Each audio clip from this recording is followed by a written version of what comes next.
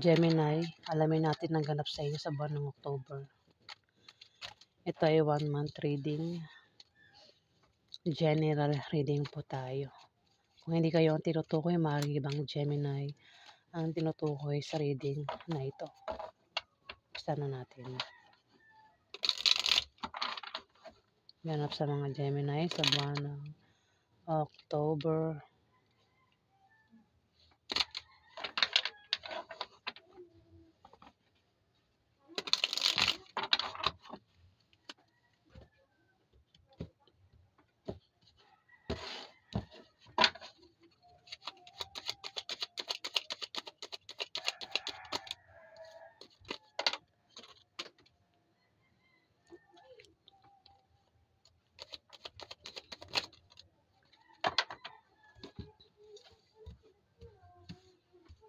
Meron ka raw mamimiss na isang tao, Gemini, sa buwan ng October.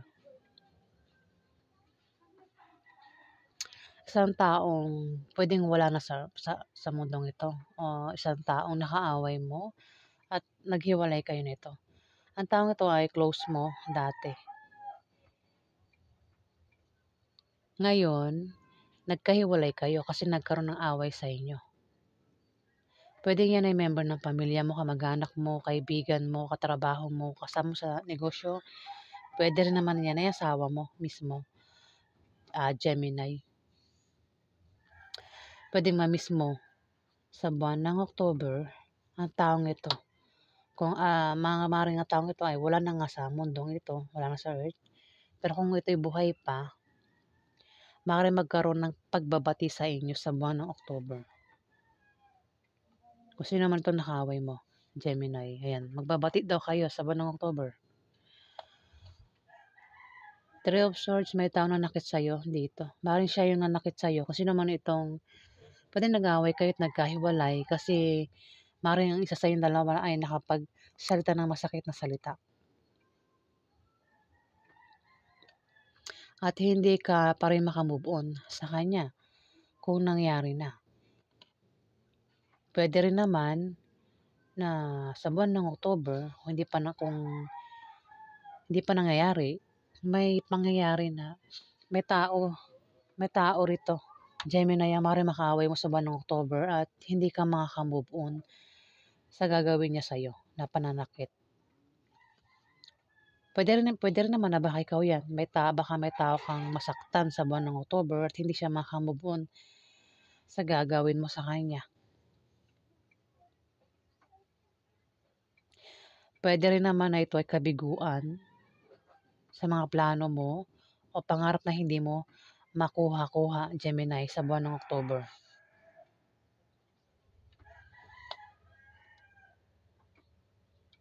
Seven of Coins.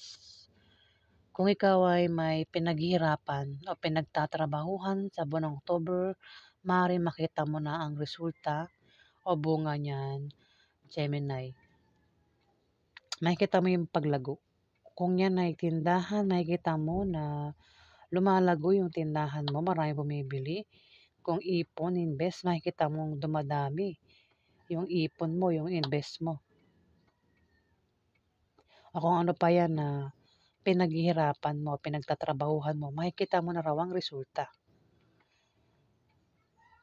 O maaari din na may plano ka, binubuong plano sa utak mo na maaaring mangyari sa buwan ng October.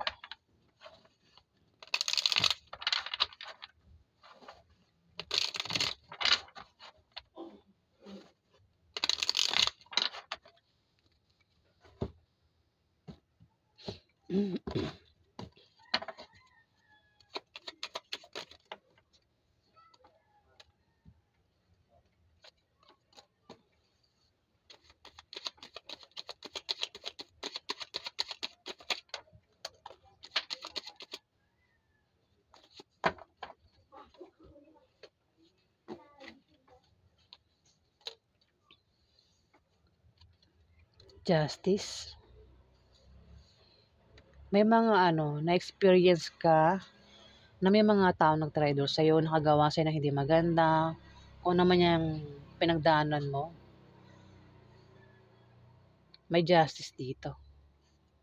Tingnan mo, oh, yung itsura mo dito. Ang dumi mo rito, 'di ba? Kumbaga, dumaan ka sa matinding ano pagsubok Oh, ang dungis mo rito. Ngayon, may justice. Kung ano itong naranasan mo, pwede kung may mga taong nag-traitor sa'yo, nanakit sa'yo, nakagawa sa'yo ng hindi maganda. Kung ano pa yan, pwede rin naman na ikaw ay nakaranas ng krisis, pagsubok, kung may mga taong nagpahirap sa'yo, ayan, may justice dito. Kumbaga kabaliktaran na yung mararanasan mo. Hustisya naman kung ikaw ay sinaktan dito. Depende rin yan sa kung ikaw yung nakagawa ng masama o baka naman,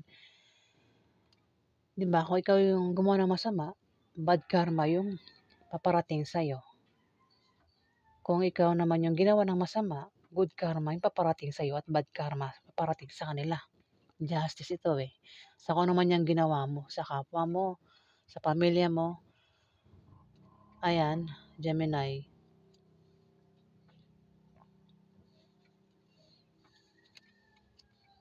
Empress, may buntis dito. Kung may buntis, pwedeng asawa mo, Gemini buntis.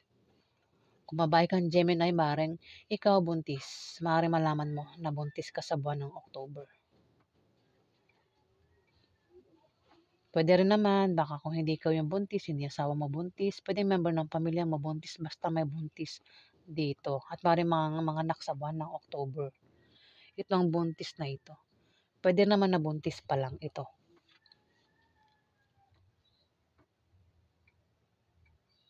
Kung wala raw buntis, walang mga anak, meron kang pinaghihirapan na magbubunga ng maganda sa buwan ng October. Ayan, Gemini. At diyan ka makakuha ng justice sa kung ano man yung pinaghihirapan mo sa buwan ng October. Four of Wands. Meron ka raw gantimpalang matatanggap, Gemini. Maaari din naman na ikaw ay magbakasyon, mag-out of town, o maaaring magpahinga muna. Pahinga, maaaring magpahinga sa isang relasyon. Ang iba sa inyo, Gemini, kasi may taong nanakit sa'yo dito Kaya parang naisip mo, pahinga muna kayong dalawa.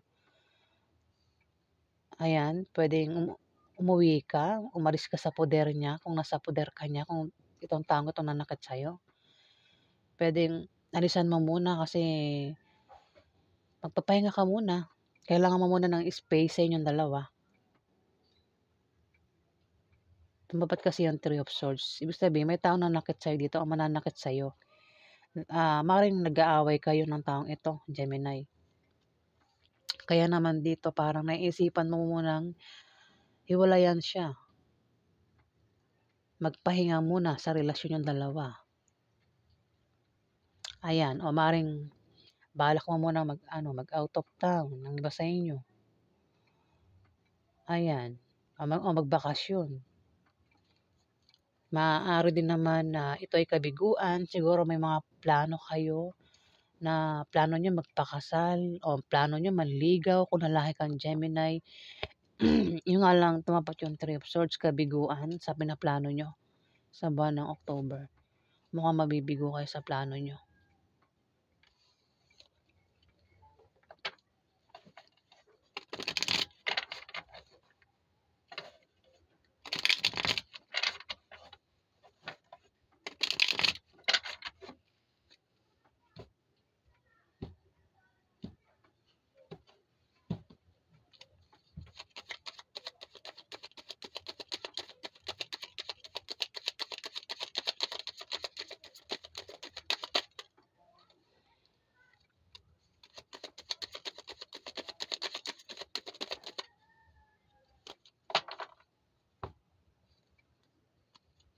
May mga taong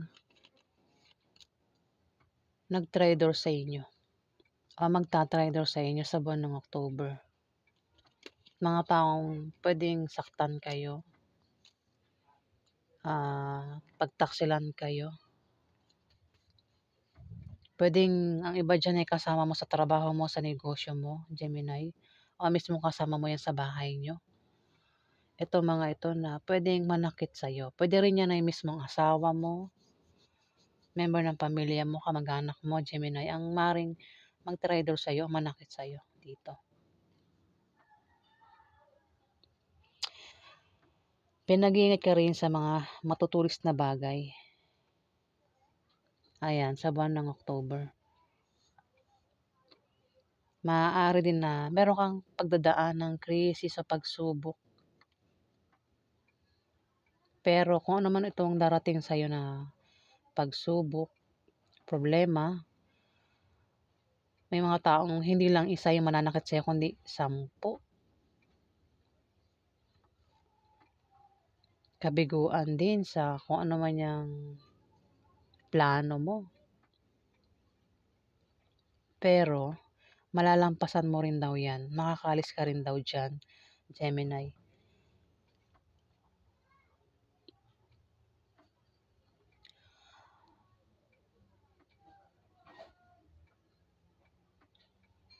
Dapat yung 7 of Coins. Diyan mismo sa pinagtatrabahuhan mo, pinaghihirapan mo, may mga kasama ka dyan, ang maaaring traidorin ka, saktan ka, Gemini. Titignan mo sa picture habang ikaw ay sinaksak dito, no? Hindi naman literal na sinaksak ka, no? May mga taong mananakit sa'yo sa buwan ng October. Hindi lang isa. Alam mo, kasi marami kang mata rito. Pero kahit alam mo na sinasaktan ka ng mga taong ito, sino man itong mananakit sa'yo, Gemini, sa buwan ng October, hindi mo ipapakitang apektado ka, affected ka sa taong ito na mananakit sa'yo. Ayan o, nakahiga ka dyan, nakabulagta ka na. Diba? Pero, nakapost ka pa. Hindi mo ipapakitang nasasaktan ka ng harapan. I-hide mo yung totoong feelings mo na ikaw ay nasasaktan sa harap ng mga taong ito. Diba? Alam mo, nakahiga ka tapos yung likod mo maraming saksak ng swords. Nakangiti ka rito. Diba? Hindi mo ipapakita na ikaw ay affected. Kahit nasasaktan ka nila, no? Gemini.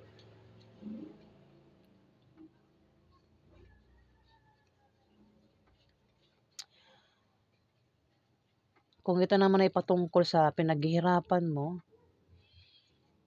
ayan, may mga kasama ka dyan yung, maaaring mag-traitor nga sa'yo, manakit sa'yo. Pwede negosyo yan, o trabaho mo, makatrabaho mo. Kasi kung yan, pinaghihirapan, okay naman eh. May mga kasama ka lang yung pwedeng manakit sa'yo, mag-traitor sa'yo sa buwan ng October. May 8 of Wands, may rito, reporter, justice, tumapat sa kanya. Wait lang. Ayan, pasensya na kasi ako ay may sakit. Hindi pa ganong magaling. 8 of Wands, meron ka rin mabilisang pagdidesisyonan sa buwan ng October.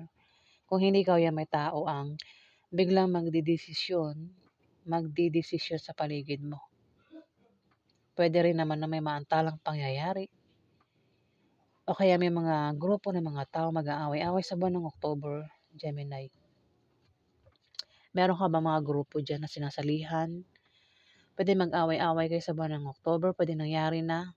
Kasi may justice dito tumapat.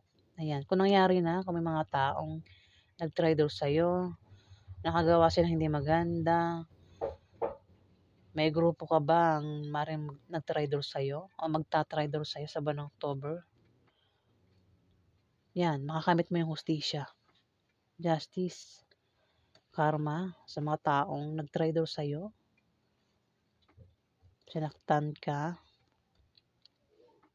Kung may natin kang paparating, balita, resulta, isang tao, kung ano may inaantay mo, pwedeng mantala, hindi darating sa tamang araw na inaantay mo, pero darating.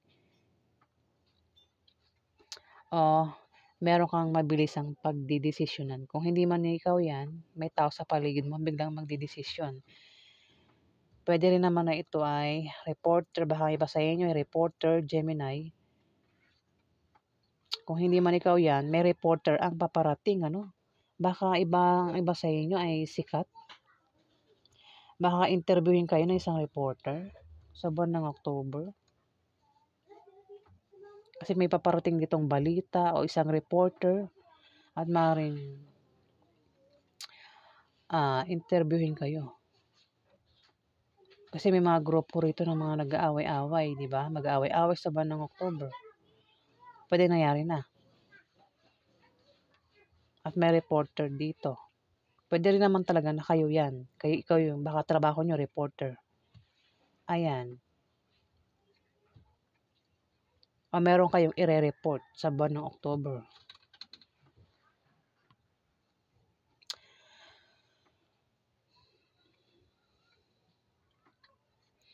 May 6 of Wands dito. May darating na magandang balita. Yun na nga, paparating na balita. Maganda raw yun. O baka meron kang wish. Mayroon ka bang wish dyan? Maaaring iba sa inyo na may hiniling kayo. Wish nyo na mabuntis kayo. Mabuntis yung asawa nyo sa buwan ng October. Mukhang mangyayari, Gemini. Ako naman yung wish nyo, maaaring magkatotoo daw sa buwan ng October. May gusto kayong gamit na bilihin, mapasain nyo sa buwan ng October, yan, magkakaroon daw kayo ng gamit na yan, Gemini. Maganda yung last card. Dito, sa unang card, may taong mananakit sa'yo dito, kabiguan, o taong maring manakit sa inyo, plano na hindi mangyayari. Pagdating sa last card, makakamit mo yung hustisya, at maganda yung sinasabi ng last card. Kahilingan na mangyayari, magandang balita yung paparating. Kasi may justice. Gemini, gamit na gusto mong magkaroon ka. Sample, gusto mong magkaroon ng bagong sapatos, magkakaroon ka sa buwan ng October. Ayan, Gemini. Di mo, kumbaga, matapos ang kahirapang pagdadaanan mo, makakalis ka rin dyan. Swerte na ang kapalit niyan, di ba? Last card. Ayan, ang ganap sa inyo, Gemini, sa buwan ng October. Alamin natin yung gustong sabihin sa inyo ng mga anghel nyo sa buwan ng October. Ano po yung gustong sabihin nyo sa mga Gemini? Advice nyo sa mga Gemini sa buwan ng October. Kuha tayong 3. Ayan, Gemini, basahin mo na lang.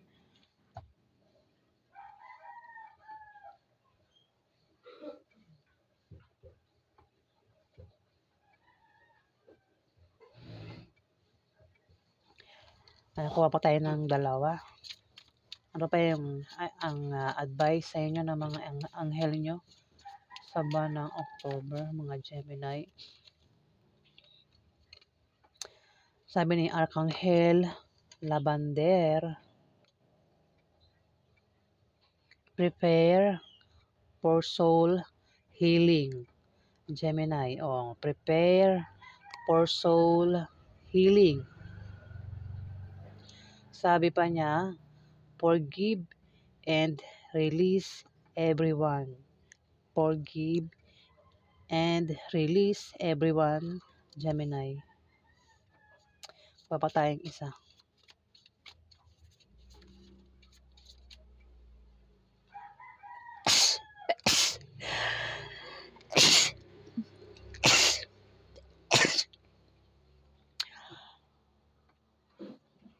Grabe. Nangati yung ilong ko. Ayan, pasensya na po Kumati ang aking ilong. Napatching ako. Ito naman ang sabi ni Kerubim, ayan, Gemini. Look to the stars, Gemini. Look to the stars. Sabi pa niya, accept keys and codes of stellar wisdom.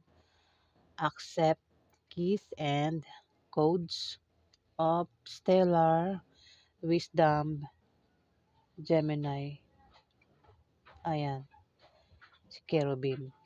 At yan po ang advice sa inyo sa buwan ng October ng inyong mga anghel. Ayan po, kung nagustuhan niyo ang aking reading guys, huwag kalimutan mag-like at mag-subscribe. At sa mga subscriber po, maraming salamat po. Maraming salamat guys.